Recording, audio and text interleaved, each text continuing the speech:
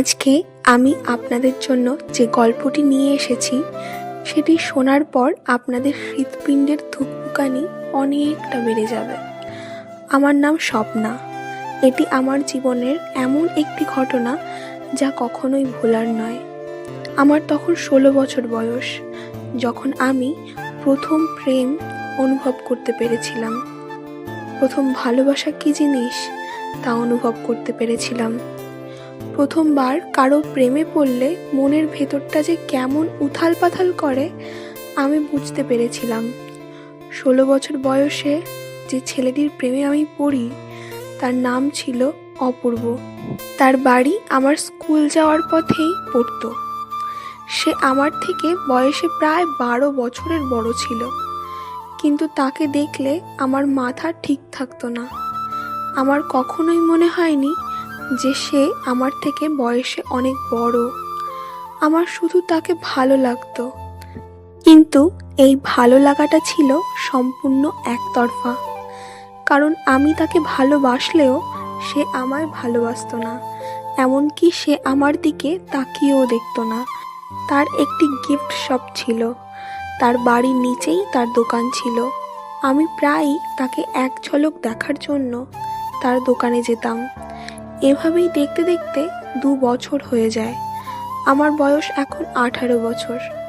আমার একটা দিদি আছে যে আমার থেকে 4 বছরের বড়। বিগত 1 বছর ধরে বাবা মা দিদির জন্য এক সুপাত্রের খোঁজ করছিল। একদিন বাবা হঠাৎ রাতে বাড়ি ফিরে সবাইকে জানায় যে মিনার জন্য বাবা এক খুবই ভালো পাত্রের সন্ধান পেয়েছে। মিনা আমার দিদির নাম, আর তারা পরশু দিদিকে দেখতে আসবে। কিন্তু হঠাৎ আমার দিদার শরীর খারাপ করায় আমাকে পরদিনই দিদা বাড়ি চলে যেতে হয়। কারণ দিদিকে দেখতে আসবে বলে মা বাবা বাড়ি থেকে বেরোতে পারে না। আর এইভাবে আমার আর দিদির পাত্রকে দেখা হয় না। তারা দিদিকে দেখতে এসে পছন্দ করে ও 1 মাসের মধ্যে বিয়ের দিন পাকা করে। দিদার শরীর ঠিক হওয়ার পর আমিও বাড়ি ফিরে আসি। আর বাড়িতে এসে দিদিকে দেখে আমার আর বুঝতে বাকি থাকে না যে তার মনে এখন লাড্ডু ফুটছে, আর তার মাথায় শুধু এটা ঘুরছে যে কবে সে তার মনের মানুষের সাথে থাকতে শুরু করবে। দেখতে দেখতে বিয়ের দিন চলে আসে। আমরা বাড়ির সবাই ভীষণ খুশি। আমি তো খুব খুশি মনে দুলাভাইয়ের থেকে টাকা আদায়ের জন্য গেট আটকাতে যাই। কিন্তু আমার হবু দুলাভাইকে দেখে আমার পায়ের নিচ থেকে মাটি সরে যায় এবং আমি হতভম্ব হয়ে দাঁড়িয়ে থাকি। কারণ আমার হবু দুলাভাই আর কেউ নয়, আমার ভালোবাসা অপূর্ব। খেয়াল করি গাড়ি থেকে নেমে সেও আমার দিকে অদ্ভুতভাবে তাকাচ্ছে। আমি কোনোভাবেই যেন বিষয়টা মেনে নিতে পারছিলাম না। আমি সেখান থেকে দৌড়ে সোজা ছাদে চলে যাই আর একা ফাঁকা জায়গা পেয়ে ভীষণ কান্নাকাটি করি। দিদির বিয়ে আজকে, আর কোনো উপায় নেই। যা হচ্ছে তা আমাকে মেনে নিতেই হবে। আমার কষ্টে বুকটা ফেটে যাচ্ছিল, কিন্তু কিচ্ছু করার ছিল না। আমি বুকে পাথর চাপা দিয়ে সারা বিয়েটা কাটাই। বিয়ের পর যখন দিদির শ্বশুরবাড়ি যাবার সময় হয় তখন তার সাথে আমার যাবার কথা ছিল, কিন্তু আমি শরীর খারাপের অজুহাত দেখিয়ে আমার জায়গায় আমার দিদাকে দিদির সাথে পাঠিয়ে দিই। দিদির বিয়ের পর কয়েকটা দিন দিদি আর তার বরের হাসি মুখটা আমার চোখের সামনে ভাসলেও আমি কোনোভাবে নিজেকে সামলে নিই। এরপর অনেক কারণেই দিদির বাড়িতে যাওয়ার কথা উঠলে আমি নানা অজুহাতে ব্যাপারটা কাটিয়ে দিতাম, আর যেতাম না। কিন্তু এভাবে আর কদিন। হঠাৎ দিদির শরীর খারাপ করে, আর তার শ্বশুরবাড়িতে সেই মুহূর্তে দিদি আর জামাইবাবু ছাড়া আর কেউ ছিল না। আর এইদিকে বাবা মা দুজনেই দিদা বাড়ি থাকায় দিদির সাহায্যের জন্য ইচ্ছে না থাকলেও আমাকে তাদের বাড়িতে যেতে হয়। আমি যেই মুহূর্তে তাদের বাড়িতে যাই সেই সময় জামাইবাবুর দোকান বন্ধ ছিল, আর দিদি সেই সময় বাড়ি ছিল না। তার শরীর খারাপ, আর সে কিছুদিন ধরে ঘর থেকেও বেরোতে পারছে না। তাই তার পাশের বাড়ির একটি বউ তাকে তাদের বাড়িতে সাথে করে নিয়ে যায়, এবং তাই বাড়িতে শুধু দুলাভাই ছাড়া কেউ ছিল না। আমার এমনিতেই তাকে দেখলে ভেতরের ধুকপুকানি অনেক বেড়ে যায়, আর তার ওপরে তাকে বাড়িতে একা দেখে আমি নার্ভাস হয়ে যাই। সে আমায় ঘরে আসতে বলে, আমি ভেতরে যাই। এরপর আমার গলা শুকিয়ে আসে। আমি তাই জল খাওয়ার জন্য আমার ব্যাগটা রেখে বারান্দায় একদিকে থাকা রান্নাঘরে যাচ্ছিলাম, এবং যেতে গিয়ে সামনে দাঁড়িয়ে থাকা দুলাভাইয়ের সাথে ধাক্কা খাই। তারপর তাকে পাশ কাটিয়ে যাবার সময় সে পেছন দিক থেকে আমার একটা হাত টেনে ধরে। আমি তো খুবই ভয় পেয়ে যাই। আমার বুকের ধুকপুকানি অনেক বেড়ে যায়, আর সে তার হাতে থাকা একটা জলের বোতল আমার হাতে দেয় আর আমার হাতটা ছেড়ে দেয়। আমি জল খাই, এবং তখনই সে আমার মুখের অনেকটা কাছে তার মুখটি নিয়ে আসে আর বলে যে, তুমি কি আমাকে ভালোবাসো?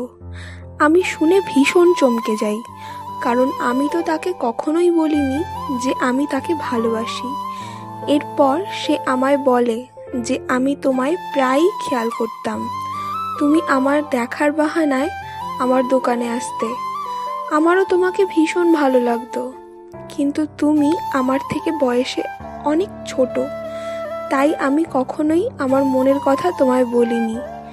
তোমার দিদির সাথে আমার বিয়ে হয়েছে ঠিকই, কিন্তু আমি তোমার মতো একজনকে জীবনসঙ্গী হিসেবে চেয়েছি সারা জীবন। তোমার সাথে আমার কিছু কথা আছে। যদি তুমি এখনো আমাকে ভালোবেসে থাকো, তাহলে তুমি তোমার ঘরের দরজা আজকে খুলে ঘুমাবে। আমি রাতে তোমার ঘরে আসব। আর যদি না খোলো, তাহলে ভাববো তুমি আমায় ভালোবাসো না। এই বলে সে একটু সরে যায়, আর সেই মুহূর্তেই দিদি বাড়ি চলে আসে।